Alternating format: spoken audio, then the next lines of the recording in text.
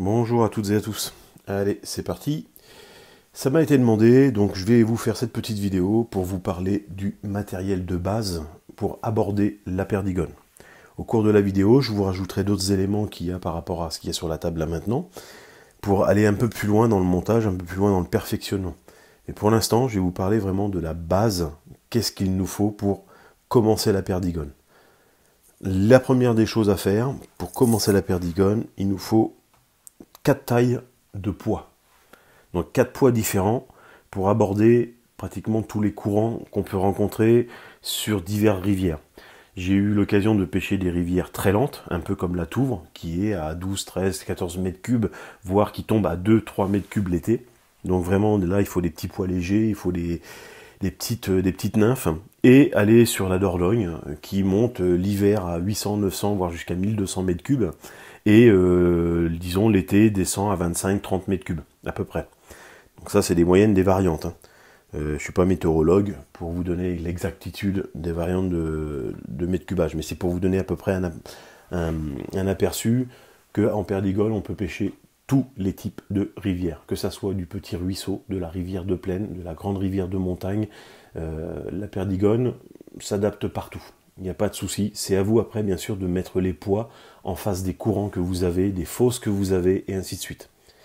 Donc, comme je disais, les poids, il nous en faut 4. Donc ça, c'est les principaux poids. Hein. Donc là, vous voyez, j'ai du 2-3, du 2-8, du 3-3 et du 3-8. Ça, c'est les tailles, on va dire, principales qui vont vous permettre de faire la potence et la pointe.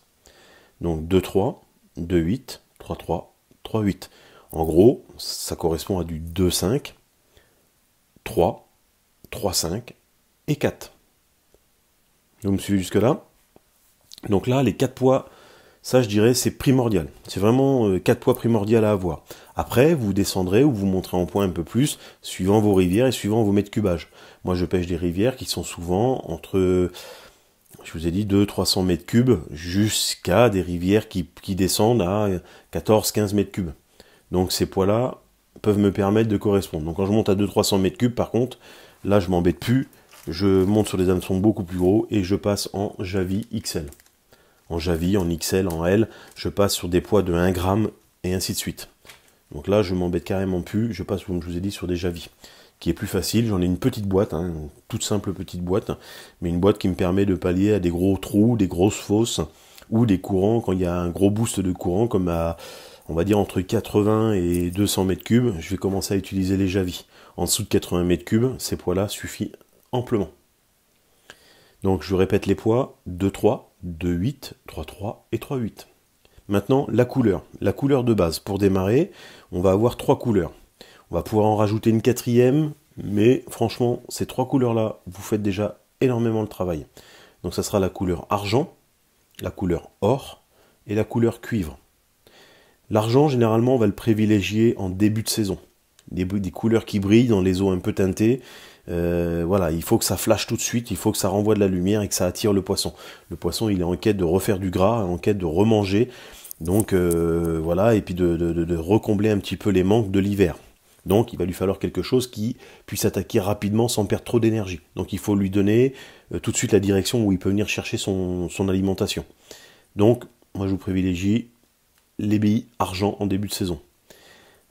En milieu de saison, ce qui veut dire à peu près du mois de fin avril-mai, par là, avril-mai, jusqu'à juillet, fin juillet, début août, je dirais même juillet, on va commencer à passer sur des couleurs or. Là, les eaux se sont redescendues, elles se sont calmées, elles sont à des mètres cubes, des débits qui sont réguliers, des couleurs qui ont éclairci, donc elles sont à des eaux qui vont pas demander trop de brillance, parce que là, maintenant, la brillance va nous faire fuir nos poissons dans des eaux claires. Donc il va falloir mettre des couleurs un peu moins vives. Donc là, on va passer sur des couleurs or. Et après, en fin de saison, parce que entre celle-là et celle-là, elles vont en avoir plein la gueule, elles vont en avoir marre, les poissons, enfin les ombres comme les truites, hein, même tout poisson qui mord, hein, du gardon, du verron, du barbeau, tout ce que vous voulez, arrive à un moment donné, ils commencent à connaître la musique. Donc ils reconnaissent les couleurs, ils reconnaissent les brillances, les flashs luminaires ou les spectres lumineux, je ne sais pas comment ça se passe chez eux, mais je sais qu'à force, ils reconnaissent. Donc là, on va commencer à passer sur du cuivre, on va dire de début août jusqu'à novembre, décembre. Voilà, le cuivre va permettre d'avoir des couleurs un peu plus ternes, un peu plus faibles, et avoir des couleurs un peu plus... qui va nous permettre de jouer sur des couleurs un peu plus vives, un peu moins flashy au niveau brillance, mais un peu plus vive au niveau décor. Donc voilà déjà la base. Ça, c'est à bien retenir, hein, les couleurs et les saisons. Après, pour monter tout ça, il va nous falloir les hameçons. Donc, au départ, on va partir sur 3 tailles. Les 3 tailles que je trouve qui sont... qui pallient à tout, pratiquement à tout. Donc la taille 16, la taille 14 et la taille 12. Donc début de saison, vous comprendrez qu'on va chercher les grosses bouchées, donc 12 et 14, en 3,8 et en 3,3, on va chercher les grosses bouchées pour nos poissons. En milieu de saison, on va commencer à passer sur du 16, donc on va commencer à réduire un petit peu nos nymphes en potence, donc ça sera surtout pour les potences. Et en fin de saison, on va pêcher sur de la toute petite, donc en 18. Alors ça, le 18, on peut le rajouter après. L'habille maximum qu'on mettra sur du 18, ça sera du 2,3, et au minimum, on pourra mettre du 1,2, voire 1,8, 1,3, je crois un truc comme ça. Alors moi, j'en monte pas, je monte très peu de 18, j'en ai quelques-unes, mais c'est vraiment très peu. Je pêche vraiment principalement avec du 12, du 14 et du 16. Voilà, c'est vraiment le principal. Ça, ce sont mes 3 tailles d'hameçon que j'utilise. En qualité d'hameçon, on utilise des hameçons fins de fer, si possible. Ça pique bien, ça tient bien le poisson. J'ai déjà fait de très belles truites, j'ai déjà vu des collègues faire des très gros poissons avec du castor 101 BL. Bon, attention, quand vous êtes sur de l'arc-en-ciel en deuxième catégorie, la plupart du temps, elles vous ouvrent les hameçons, et c'est un peu, parce qu'elles sont un peu folles, les arc-en-ciel. Mais une bonne fario, vous arrivez à la tenir. Ou, après, si vous voulez monter avec un fort de fer, enfin une taille au-dessus en fort de fer, donc du demi-fort de fer, je dirais, on a les 105. Les 105 de chez Castor sont un petit peu plus forts. Après, vous avez des Akita, des Atsuko, vous avez tous ces hameçons-là. Et là, je vais vous présenter une petite pochette d'Atsuko en 8, qui sont là en fort de fer, qui ont un piquant et une pointe vachement longue. Et ce petit Atsuko-là, enfin là, c'est quand même du 8, hein, donc là, j'en ai plusieurs tailles pour monter les javis. Mais ça va être du fort de fer, et là, vous pouvez y aller, il n'y a pas de souci. Les Atsuko, les SPN, vous montez tout avec perdigone et gros javis. Si vous voulez qu'une seule marque et puis qu'une seule taille d'hameçon. Voilà, les Atsuko, les SPN. C'est ce que je vous conseille le mieux pour la perdigone. C'est des hameçons qui tiennent très bien la tension et qui traînent très bien le poisson en bouche. Ils ont un long piquant et ça permet de bien et de ne pas décrocher. Après, pour monter donc les hameçons, ça c'est bon. Je vous dis après, donc, le 12 et le 14 c'est souvent pour les pointes. Le 16 et 14, on varie entre pointe et puis potence. Bah, le 16 potence et 14 potence aussi. Là, 12 et 14 pointes, 14 et 16 potence. Excusez-moi, je me suis mal expliqué, mais voilà. Après, qu'est-ce qu'il va nous falloir? Les fils de montage. Alors les fils de montage, la base de la base, c'est la couleur noire. Voilà. Moi, je vous conseille d'acheter celui-là, qui est de l'Ultra Street, comme ils disent, Black. C'est de l'UTC, en 70 deniers, donc ça représente du 8,0. C'est un fil, vous voyez, tout de suite, quand on appuie un peu dessus, il se met plat, et il s'étale super bien. Et il a quand même cette brillance qui est là, et il a une très bonne tenue au montage, et c'est un fil qui va bien s'étaler, qui va vous permettre de faire des corps hyper réguliers, et pas faire des gros boudins. Voilà, vous voyez les brillances qu'il peut y avoir. Donc ça, c'est des fils qui sont super. Voilà, on peut avoir des couleurs très vives, comme ceci. On peut avoir des couleurs neutres. Qu'est-ce que j'en ai d'autre? Vous voyez, on a aussi du bleu. Donc j'ai toute la gamme, hein, de toute façon, de cette marque-là. J'ai toute la gamme. On a le bleu, on a aussi le vert olive. Enfin, j'ai tout, hein, j'ai vraiment ce qui s'appelle toute la gamme. Vous voyez, même du rose, du saumon, il n'y a pas de souci. Et c'est des fils qui sont assez... qui gardent leur couleur quelque part. Alors, elles ne gardent pas leur brillance, mais elles gardent bien leur couleur. Dès qu'on va l'humidifier avec notre résine, tout de suite, elle va se ternir un peu. Par contre, si vous voulez garder la brillance sans qu'elle bouge, petite formule, résine UV. Super glue, pardon. Donc, comme je vous ai dit, fil de montage au départ, voilà. Pour accompagner ces fils de montage et donner un peu de couleur, parce que là on peut monter par exemple un petit cul orange, donc vous mettez sur 2 mm du orange, et après vous mettez du noir, et par-dessus le noir, vous finissez avec un petit fil de cuivre argent. Et là ça vous permet justement d'avoir, déjà vous commencez déjà à monter une multitude. Donc à avoir, comme je vous ai dit, les fils de montage et les fils de cuivre. Alors les fils de cuivre c'est pareil, vous voyez, une multitude de couleurs. Alors c'est pareil, là je vous ai pas tout mis sur la table, hein, j'en ai encore plein d'autres. Donc là on a le cuivre, on a le vert chartreux, on a l'argent. Je monte beaucoup avec du cuivre, de l'argent, du vert chartreux, du marron foncé et du rouge. Là c'est les couleurs principales où je monte beaucoup avec. Après le reste, il y a du bleu aussi. Le bleu, je vais vous le chercher, le voilà. Donc ce bleu là. Voilà, donc ça c'est des couleurs que je monte énormément. Et celui-là aussi en bleu, pardon. C'est celui-là aussi. Un bleu turquoise. Voilà, là il y a de quoi monter sans souci. Il y a de quoi faire beaucoup de choses déjà avec ce que je vous présente là. Donc là vous allez pouvoir déjà vous équiper une boîte énorme de perdigones. Et après vous l'accompagnerez bien sûr avec d'autres produits que je vais vous présenter au fur et à mesure de la vidéo. Donc là on est déjà sur les fils de cuivre. Voilà, ça à l'ensemble. Pour faire les cercles, ça aussi c'est important. Donc de la pelle de Limousin. Voilà, ça c'est les premières plumes que j'ai récupérées chez Jean-François Laval, du coq à la rivière. Hein. C'est avec mon ami Stéphane Robin. Voilà. Voilà les plumes que j'utilise. Donc c'est des plumes extrêmement brillantes, hein, qui ont du jet, qui ont de la grande fibre, qui vous permettent de monter de belles perdigones et monter des sèches avec. Hein. Vous voyez là, moi j'y vais par paquet, gros sachet. Comme ça au moins, et j'en ai 3 ou 4 comme ça sachets. C'est pour ça que comme j'en monte beaucoup, donc voilà. Alors les perdigones, c'est pas comme une mousse sèche, on en perd énormément. Dans le fond de la rivière, je vous explique pas pourquoi les niveaux y montent, mais je peux vous dire que la perdigone, il y en a beaucoup dans le fond des rivières. Donc revenons, donc on a dit notre pelle de Limousin pour monter sur les corps, donc les cercles. Donc toujours des petites pointes de cercle, hein, pas grand chose. En résine, pour finir le tout, alors vous n'êtes pas obligé de faire de la résine sur vos premières perdigones, hein, vous pouvez laisser que du fil comme ça, avec le cuivre dessus pour quand même bien tenir le tout. Un petit point de colle avec, c'est tout, parce qu'on ne met pas de nœuds dans la perdigone, on met moins de nœuds possible, on ne fait pas de nœuds. Voilà, on colle les fils mais on ne fait pas de nœuds. Et pour finir le tout, si vous voulez une brillance ou sans brillance, on peut lui adjoindre. Alors là, j'ai choisi la laser. Pourquoi? Parce que cette résine-là, elle est très liquide et elle permet de faire des corps très fins sans avoir un gros pâté de glu, enfin de résine UV. Donc la laser, moi pour les perdigones, ça va super bien. Par contre, j'utilise aussi la gulf. Quand je veux faire des petits tags, des petits points rouges, orange ou noirs, ce qu'on appelle les thorax, ou des points où je veux pas trop que les fils de montage absorbent tout de suite. Donc là, je vais prendre de la gulf, c'est de la résine un peu plus épaisse. Donc là j'ai de l'ambulance, ouais, et puis de la Black Magic noire. Voilà.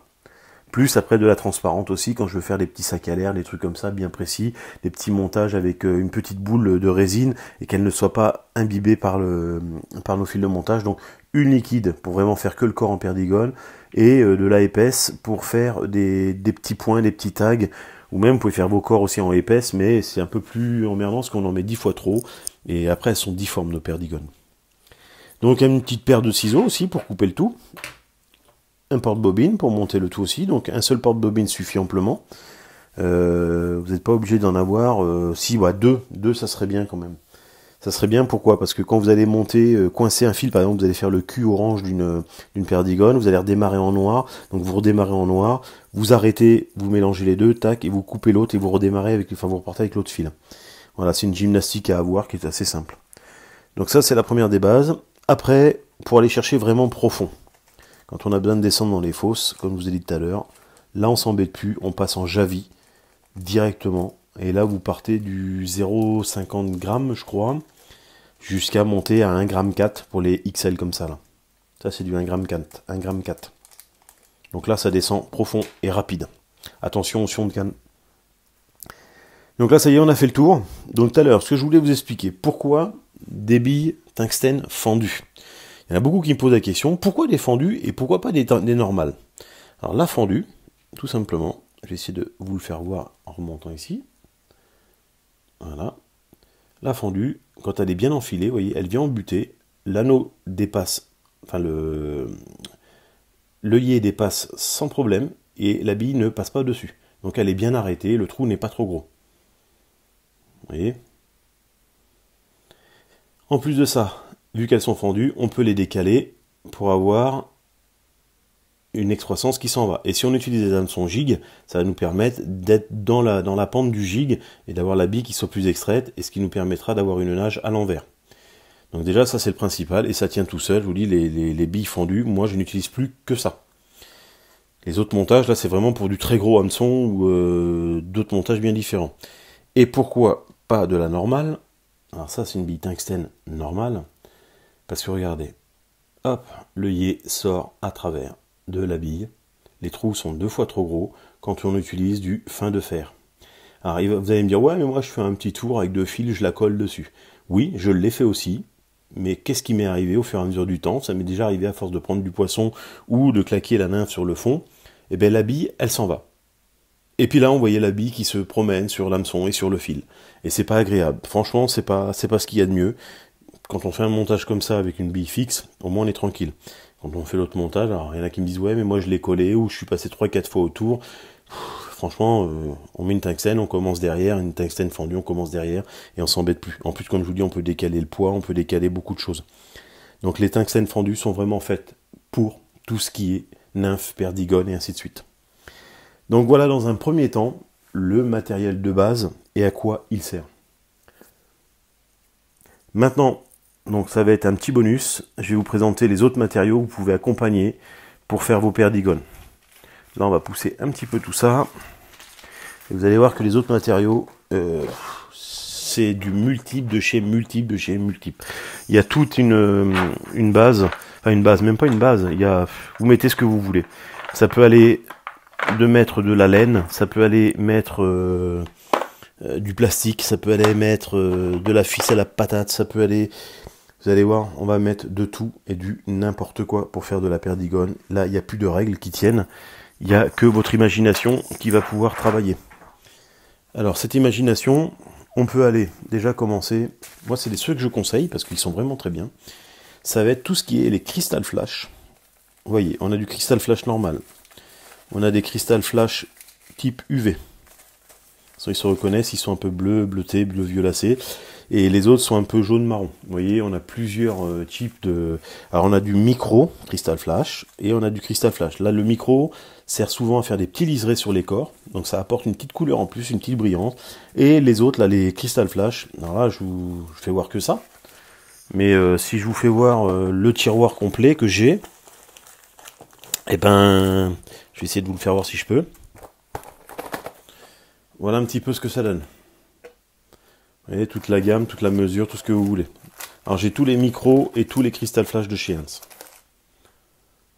Voilà, donc ça peut aller très très vite au niveau financier, donc faites attention. Il y a beaucoup de choses aussi qui ne servent pas, comme il y a beaucoup de choses qui servent. Après, donc les crystal flash, ça on a vu, c'est ce qui va vous permettre de faire le corps, et quand vous mettez le noir ou d'autres couleurs en sous-corps brillantes, moins brillantes, ainsi de suite, vous allez révéler d'autres couleurs encore. Donc avec une couleur, on peut en faire 3 ou 4. Donc pour vous dire, ça va très très long. Après, qu'est-ce qu'on peut utiliser? Des fils de soie. Tout simplement, vous voyez, des petites bobines de soie. Hein. Ça, ça vient de chez Vert à soie, et c'est de la soie ovale. On appelle ça, vous voyez, au vert à soie, et c'est de la ovale. Et là, on a toutes les couleurs. On a du rose, du bleu. C'est une soie qui garde pas sa brillance parce qu'elle se ternit, sauf si on lui met de la glu 3 dessus. Donc on étale de la glu 3 avant de mettre de la résine, ça évite que la couleur se ternisse. Mais voilà, il y a des couleurs plus ou moins neutres comme ça qui me permettent aussi de faire des perdigones neutres, avec moins de brillance. Qu'est-ce qu'on a d'autre? On a aussi tout ce qui va être les flashbacks. Alors les flashbacks, voilà, ça va être les petites feuilles comme ça, on va découper des petites bandes de toutes les couleurs possibles. Et on va pouvoir mettre ça sur la perdigone enroulée avec certaines couleurs en dessous. Donc ça, les flashbacks, on a de quoi faire avec ça. Et je vous dis, c'est pas terminé.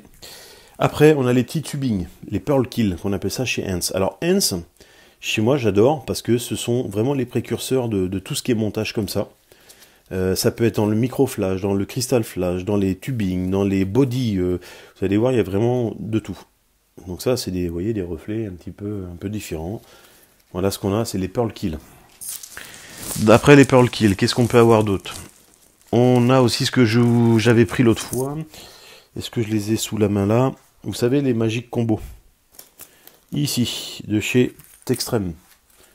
Voilà, les Magic Combo qui vous permettront de faire les premières perdigones aussi. Ils sont pas mal. On peut avoir des espèces de tubing comme ça encore chez Hans, c'est du ribbing bang.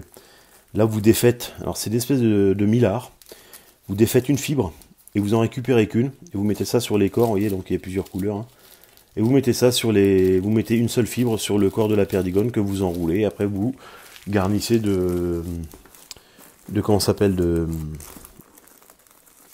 je vais y arriver, vous garnissez de résine.